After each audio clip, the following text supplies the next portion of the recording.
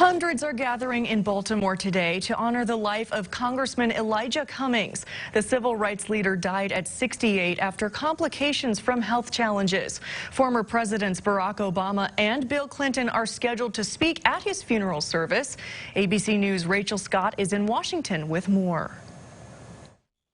The late Congressman Elijah Cummings making a final return to his beloved Baltimore.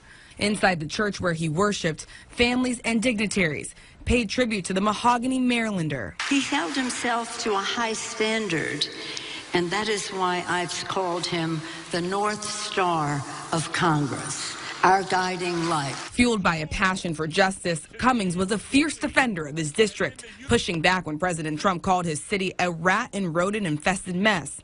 He served in Congress since 1996, rising as a national figure. But it was history and humble beginnings that would shape Cummings' career. The civil rights leader never lost sight that the same kid taunted by white mobs as he integrated a South Baltimore pool could become a widely respected congressman. The impact of his work can be measured today by the hundreds that showed up to pay tribute.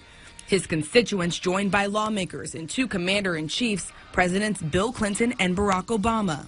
Cummings, who was serving in his 13th term in the House, died last week due to health challenges at 68. In Washington, a rare moment of silence on Capitol Hill as leaders on both sides of the aisle came together to honor one of their own. Cummings was the first black lawmaker to receive that special and rare ceremony.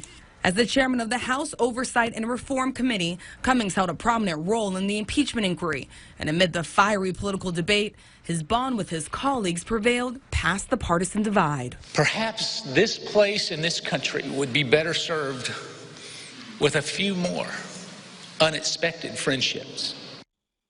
And Congressman Cummings was the son of sharecroppers. He told the New York Times when he brought his father to the U.S. Capitol, his father said to him that his swearing in showed him what could have been possible if only he had the opportunity. Rachel Scott, ABC News, Washington.